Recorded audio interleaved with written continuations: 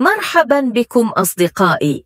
حكايتنا اليوم مرعبة جدا، يمكن أن تحدث في أي بيت، لكن في آخر القصة قمت بوضع مجموعة من النصائح القيمة التي يمكنها أن تجنبكم ما حدث لصاحب القصة. فرجة ممتعة.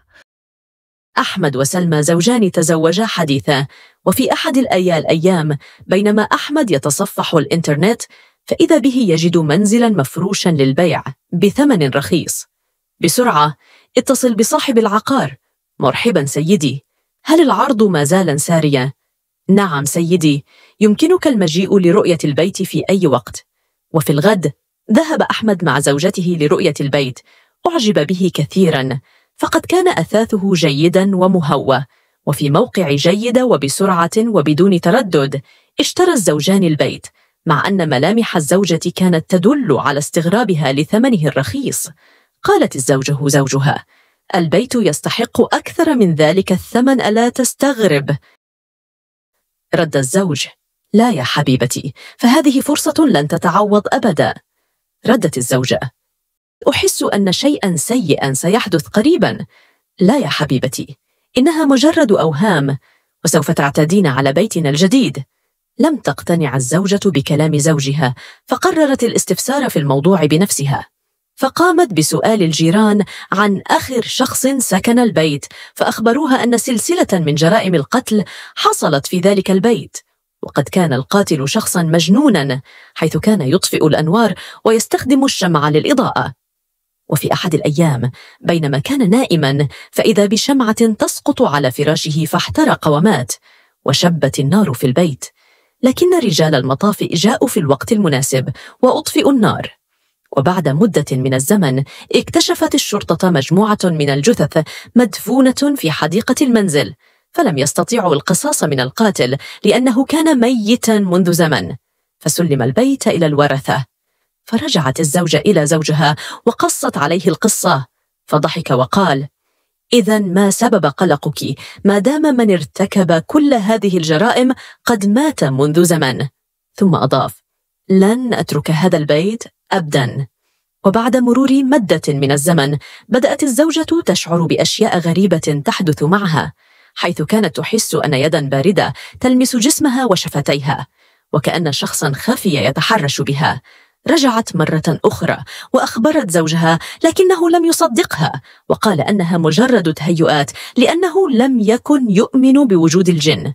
وفي الليل بينما كان الزوجان نائمان استيقظ الزوج بعدما أحس بعطش شديد، فذهب إلى المطبخ لشرب الماء، وفجأة سمع صراخ زوجته: النجدة، انقذوني! رجع الزوج بسرعة فإذا به يجد شخصا قبيح الوجه ممسكا بزوجته ويريد اغتصابها. قال الزوج: من أنت؟ أنا جني أعيش هنا منذ زمن، ماذا تريد منا؟ أريد زوجتك، سأتزوجها. أراد الزوج مهاجمته، لكن الجني صد هجومه وأرضاه أرضا.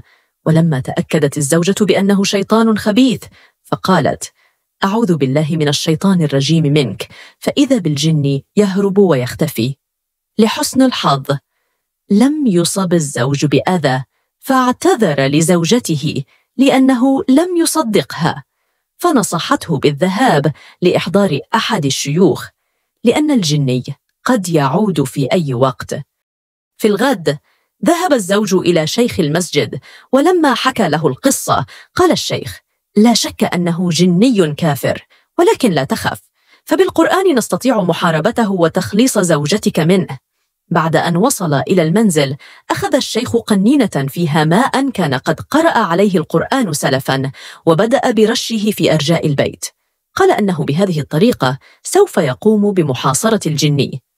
فجأة سمع صراخ الزوجة في الطابق العلوي، أسرع بالصعود، فإذا بهم يجدان الجني يمسك بالزوجة ويحاول اغتصابها. قال الشيخ: أيها الشيطان، اترك المرأة وشأنها.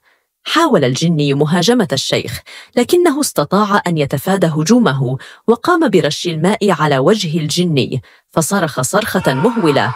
أراد الجني الهرب، لكنه لم يستطع، فقد كانت رجلاه ملتصقتان بالأرض.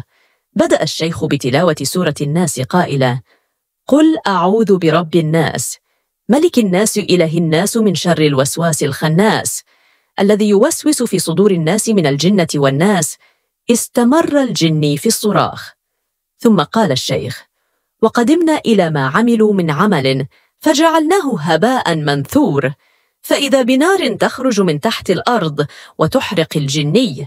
صرخ الجني صرخة مرعبة، ثم اختفى ولم يظهر أبدا منذ ذلك اليوم. شكر الزوجان الشيخ على مجهوداته، لكنه أوصاهم بقراءة القرآن في كل مرة والمحافظة على الصلاة حتى لا يمسهم أي سوء. استجاب الزوجان لنصيحة الشيخ وعاشا في سعادة وأمان. إلى هنا تنتهي قصتنا، وموعدنا مع قصة أخرى. لا تنسوا لايك واشتراك وتفعيل الجرس ليصلك كل جديد.